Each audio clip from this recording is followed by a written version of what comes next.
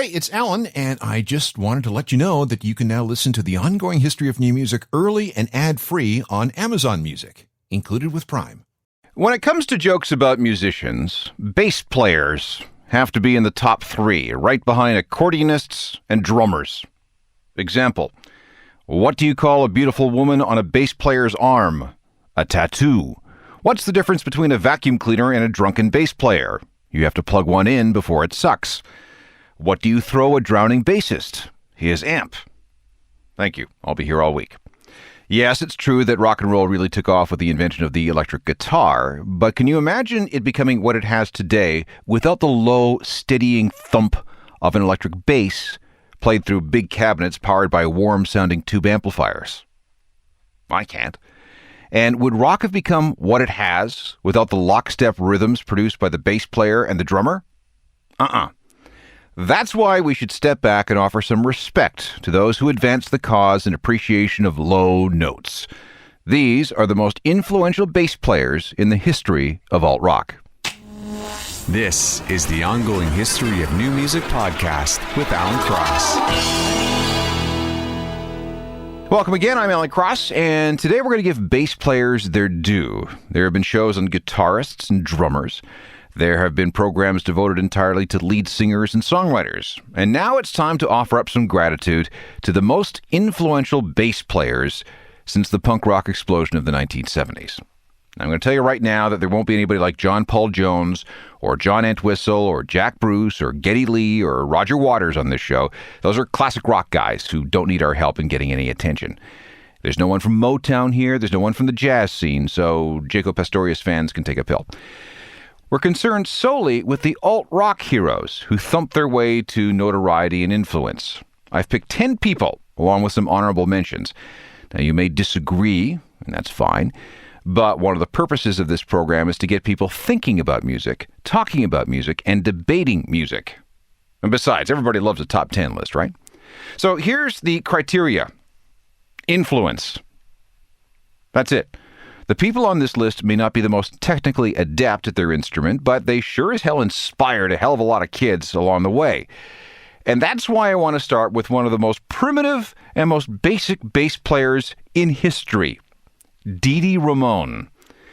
This is a guy who took up the bass only after he and his new buddy John Cummings got drunk after work one day and decided to form a band. John, later Johnny Ramone, wanted to play guitar. And Douglas, that's Dee Dee's real name, took up the bass. That was 1974, and neither guy knew the first thing about music, but they didn't care. They just knew that they wanted to make it, even though they couldn't play a note on their new instruments. That was the appeal and the genius of the Ramones. They showed everyone that anyone could do what they were doing. All you needed was the guts to do it. Dee Dee became the main songwriter and the lyricist for the Ramones for 15 years. And yeah, his playing consisted of long runs of the same notes on his original Dan Electro bass. He later moved to a series of Fenders through this fat-sounding Ampeg amp. But, that didn't matter. It was his spirit that counted. And when a young, alienated, disenfranchised kid saw what Dee Dee was doing, well, that was all he or she needed.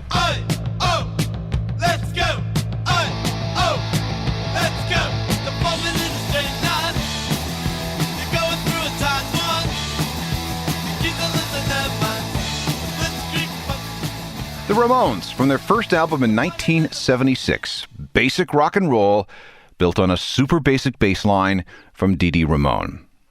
The second great bass player on my list also couldn't play when he joined his band. Paul Simonon wanted to be an artist, a painter. But when his friend Mick Jones offered to teach him how to play guitar if he joined his new band, Paul figured, why not? Punk was all about just doing it, and that's pretty much how he felt. However, Paul was a bit of a bust at the guitar. "This is too hard," he complained. So Mick said, "All right, well then get a bass. There's 2 less strings." So he did, and he had to learn on his own. In fact, when The Clash recorded their very first album in early 1977, Paul still really didn't know what he was doing. But by the time The Clash got to their third album, a little more than 2 years later, Paul was pretty proficient. He'd been absorbing the deep bass sounds he heard coming from the windows of new Jamaican immigrants. It was fat and warm and had a groove unlike anything that came out of Britain. This is how Paul came to write one of the best-known Clash songs, Guns of Brixton. You can crush us, you can bruise us, but you'll have to answer to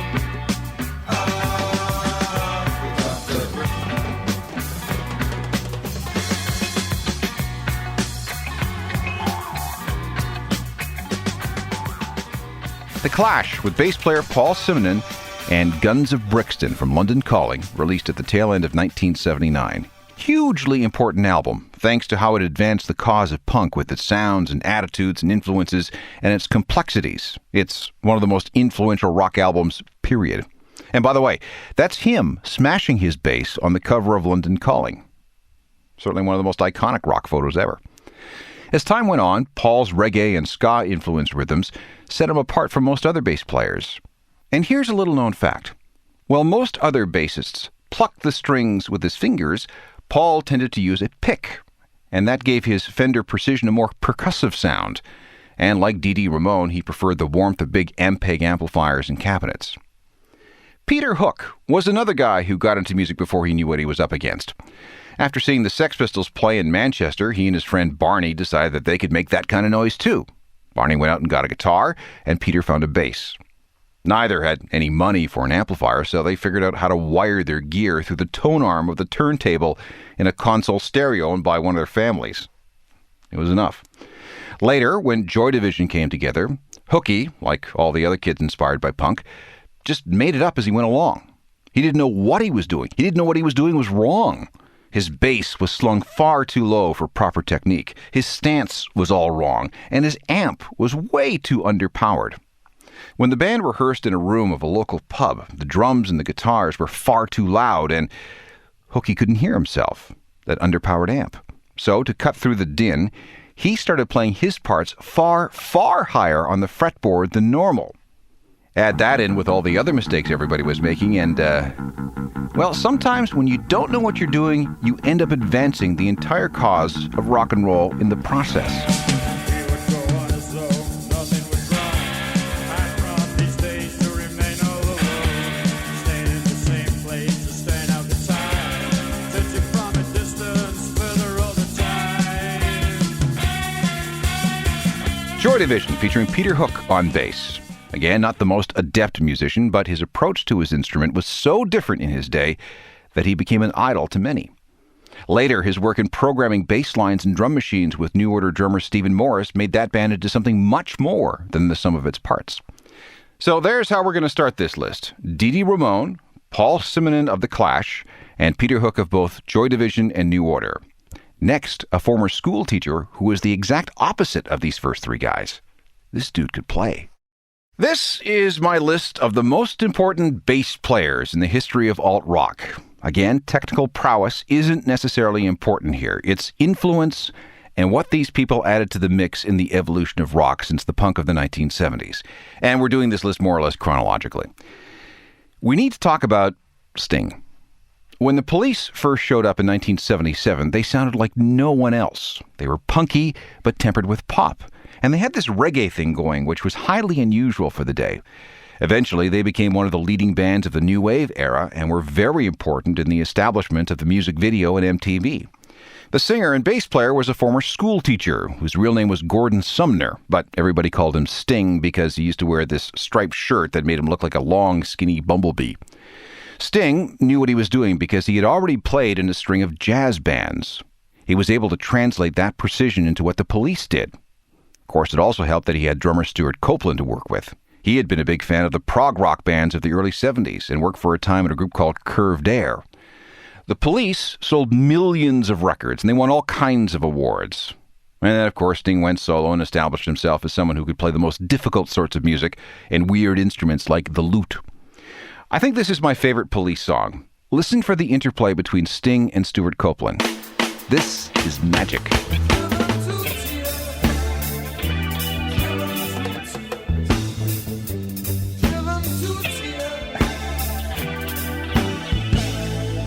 The Police from their 1980 album Zenyatta Mondatta and Driven to Tears. Amazing playing from everyone, including Sting on bass. For the number 5 position on my list, I'm going to throw in Jean-Jacques Burnel. He was the bass player for the Stranglers. Again, not the most technically precise guy out there, even though he was trained on the classical guitar. This explains 2 things. His bass lines tended to be more melodic, and second, the sound he got from his instrument was very aggressive. Now that sounds like a contradiction, but it's not. Like Paul Simonon, he used a pick. And to get that growly song, he played very close to the guitar's bridge and drove his amplifier into distortion territory. And this, in many ways, redefined what a bass player could do within a band. This is a great example of what I'm talking about. It's the Stranglers and Peaches from 1977. All the skirts, lapping up the sun, lap me up. Why don't you come on and lap me up?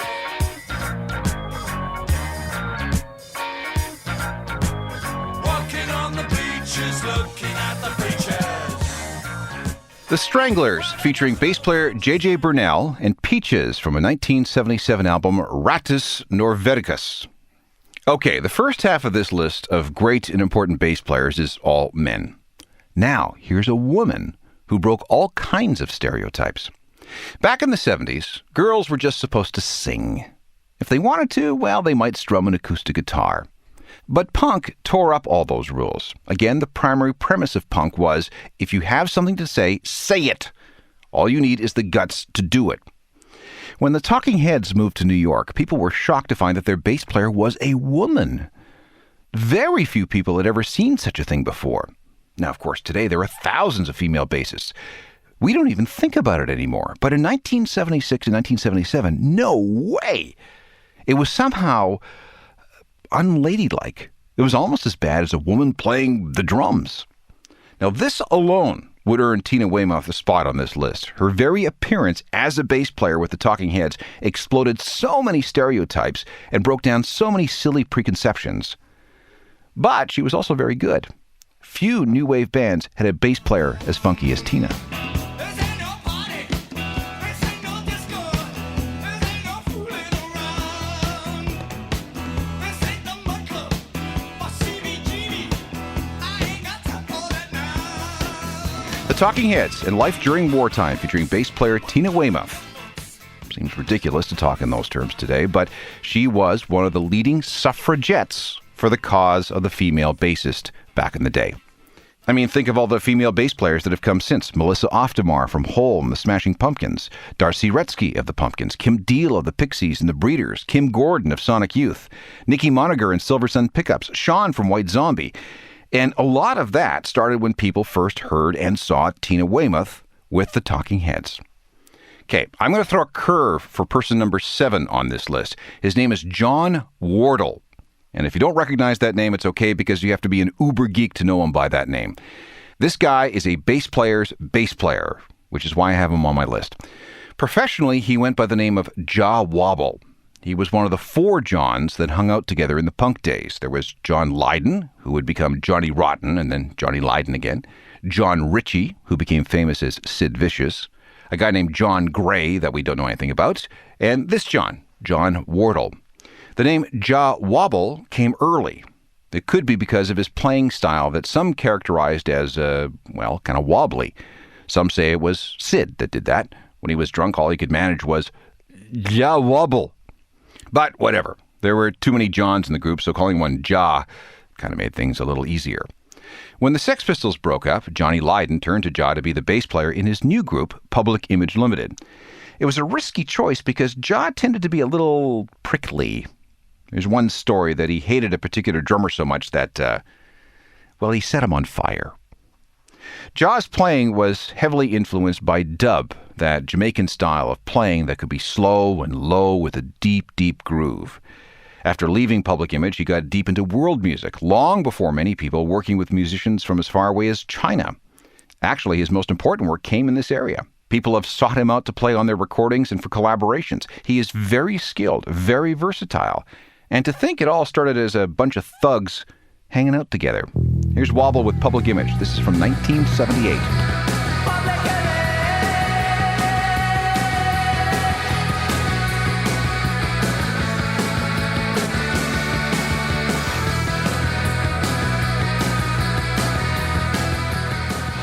Public Image Limited, featuring bass player Jah Wobble. He's number 7 on my list of alt-rock's 10 greatest bass players. 3 more to go, and I have a feeling that I'm going to get some pushback about number 8. We'll see. That's next. This is a list of alt-rock's most important bass players. It's my list, so it's rather arbitrary. You may disagree, but that's fine. In fact, that's good. Anything that gets people talking about music in intelligent ways is always a good thing. My choice for number 8 on the list is Simon Gallup of The Cure. Again, not the most technically adept guy, but his unique style and approach to the bass more than made up for it. Gallup was The Cure's second bass player. He came on board in 1979, but then he was fired in 1982 when he got into a fistfight with Robert Smith over who was supposed to pay a bar bill. But 2 years later, he was back in the band and has been there pretty much ever since. In addition to playing bass, Simon also played bass pedals during live gigs and keyboards when necessary. He plays a variety of models, but he seems to like the Gibson Thunderbird, which is why the company created a special model just for him in 2004 to commemorate 25 years in The Cure. Now, of course, The Cure is one of the most influential alt-rock bands of all time, and the rhythm section, especially the bass, has been a big part of their most important songs, like this one from 1985. I waited hours for this. I've made myself so sick. I wish I'd stayed asleep today. I never thought this day would end. Never thought. The Cure, featuring Simon Gallup on bass. My pick for number 8 on this list of alt-rock's most important bass players. For number 9, it's got to be Flea.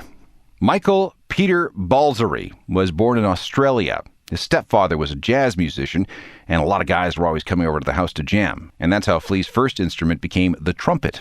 In fact, he didn't even like rock. He was so serious about jazz that he wanted to do that for a living. It wasn't until he met 2 kids at school, Anthony Kiedis and Hillel Slovak, that he began to even listen to rock with any kind of seriousness. Hillel was in a band called Anthem, and after they lost their bass player, he asked Flea if he'd like to try. Influenced by his years of jazz study, Flea developed a style of slapping his bass, which gave everything a new, jumpy, funky sound. He studied Bootsy Collins, a former member of George Clinton's band. Sly and the Family Stone became a favorite.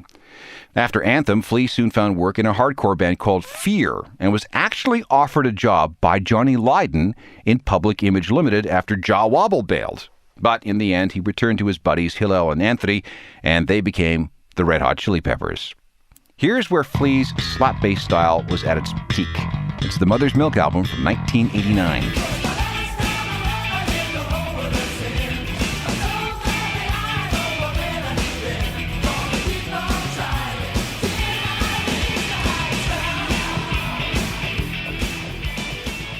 The Chili Peppers and Higher Ground from Mother's Milk. Now, if you're a fan of Flea, you'll know that his playing style has changed dramatically since then. The slap style has been all but abandoned in favor of a more melodic approach. Fewer notes, more emotion, less frantic. He became a fan of Simon Gallup and the way he played with The Cure, and how Peter Hook did what he did with Joy Division. And in the process, Flea became one of the most copied bass players, not only in alt-rock, but in all of rock in general. I love this quote from Bass Player magazine. Any instrument is just a vehicle to express who you are and your relationship to the world. No matter what level you're doing it on, playing music is an opportunity to give something to the world. That's Flea. And Flea has brought something to a lot of worlds. He played with everyone from Jane's Addiction to Young MC. All he really wants to do is play. And finally, the 10th guy on my list. And no, Primus people, I wouldn't even think of leaving out Les Claypool. Out of all the guys I've seen play, I've never seen a guy attack a bass like Les. He can rock out, he can get super funky, he strums the strings. Some of his guitars have a whammy bar, which is really weird, so he can bend notes in unusual ways. Sometimes he just slaps the strings. On other occasions, he just taps them with his fingers. And live, he does all this while singing lead. Sometimes the notes are pure. Other times they go through a series of processors and distortion pedals. Some of his guitars have the standard 4 strings. He also plays a 6-string bass when the need arises, or, if necessary, any variety of stand-up basses. Now, there's a story that says he was offered the job of bassist in Metallica after the death of Cliff Burton, But he didn't get the job because, and this is a quote, he was too good. This is my favorite Primus track of all time. It's from a 1992 album entitled Sailing the Seas of Cheese, and it features a great guest vocal performance from Tom Waits. Just listen to the technique. Say, baby, do you want to lay down with me? Say, baby, do you want to lay down by my side? Baby, do you want to lay down with me? Say, baby, say, baby.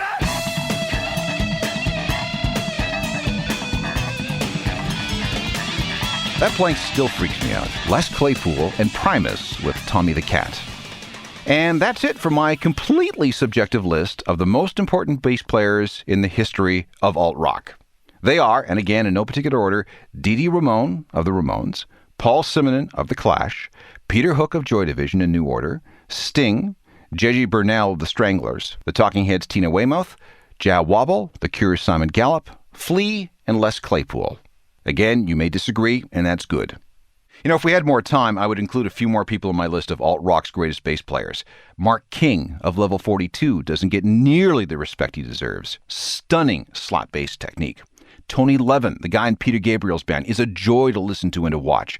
Whenever I see Gabriel in concert, it's him I'm paying attention to. Kim Gordon of Sonic Youth.